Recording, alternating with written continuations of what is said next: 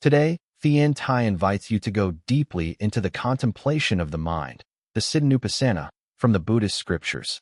Dear friends, in the four foundations of mindfulness, body, feelings, mind, and phenomena, today we will explore the third, mindfulness of the mind, or Citta.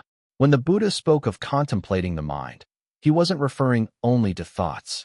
The mind includes our moods, emotions, intentions, awareness, and attitudes, all of the inner space where our experiences take shape. To understand the mind is to understand the roots of our happiness and suffering. The Buddha said, mind precedes all mental states. Mind is their chief, they are all mind-made. So if we want to transform our life, we begin by understanding our own mind. When practicing mindfulness of the mind, we observe the quality or state of the mind in the present moment. Is the mind filled with desire, or is it free from desire? Is the mind angry or peaceful? Is the mind deluded or clear? Is it contracted or open? Distracted or collected? Excited or still? The practice is not to judge the mind, not to suppress what we find, but simply to notice it, to be aware of it, as it is. Let's take an example. Suppose you are feeling irritated. Someone says something that triggers frustration. Instead of reacting, take a breath and say inwardly, irritation is present. This is an angry mind. Just naming the mind state creates space. It's like turning on the light in a dark room. This is the gentle power of mindfulness. Or perhaps desire arises. Maybe you're scrolling online and you suddenly want something. Instead of rushing to satisfy the desire, take a pause, breathe, and recognize desire is here. This is a craving mind. And again, with that awareness, the hold of desire starts to loosen. The beauty of this practice is that it can be done anywhere, not only in temples or meditation halls, but in your home, at work, while driving, or even while washing dishes. When you're waiting in line and feeling restless, that's a perfect moment to ask, what is my mind like right now?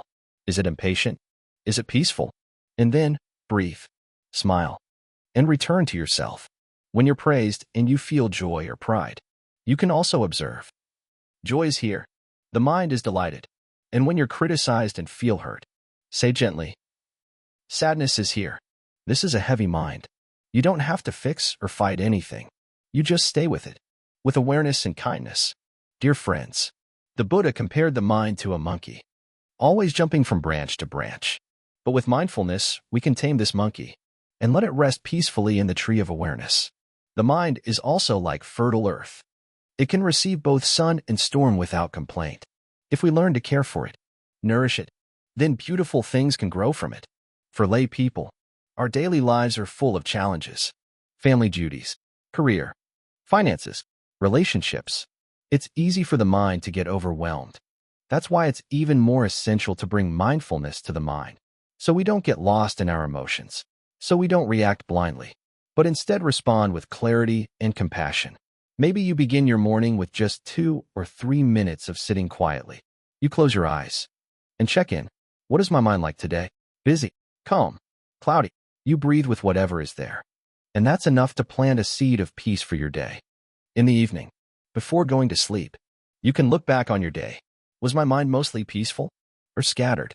What were the moments of joy? And what triggered difficulty? You reflect gently, like a friend talking to a friend, without judgment, just honesty and care. The more we know our mind, the more we realize that everything, happiness, sadness, anger, fear, all arise and pass like clouds in the sky. If we cling to them, we suffer. If we see them clearly, we're free. Contemplating the mind doesn't mean we become cold or distant. It means we become more present, more connected, more real. When anger comes, we don't pretend it's not there. We acknowledge it and choose not to feed it. When love comes, we savor it, but also see its changing nature. That's the heart of the practice, seeing clearly and letting go with grace. The Buddha didn't suppress his mind under the Bodhi tree. He simply watched it. All the thoughts, all the fears, all the temptations, and with unshakable awareness, he saw that they rise and fall, just like waves on the ocean. If we follow his example, if we sit with our mind, walk with our mind, eat with our mind, we too can taste that freedom. The mind can be a storm, or it can be the clear sky behind the storm. It all depends on our awareness. When we know the mind, we are no longer its prisoner. We become its wise companion. Dear friends, This path is not about escaping the world. It's about being fully here, in every moment, with presence and compassion.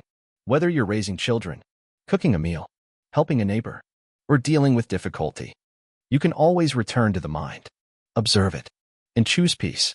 It doesn't take hours of meditation. Even one breath, one pause, one mindful moment is enough to shift the whole direction of your day. So I invite you, starting today, to get to know your mind a little better each day, to befriend it, listen to it, hold it with care, like a parent holding a child. And as you do, you will find that the mind becomes softer, clearer, more open, and from that mind flows love, patience, understanding. Thank you for joining this Dharma talk with Thien Tai today. Namo Amida Buddha. May the merit of this practice be shared with all beings everywhere. May all disciples and living beings fully realize the path to Buddhahood. Please like and subscribe to the channel to revisit the beautiful short teachings of the Buddha. Thank you for listening to the Dharma.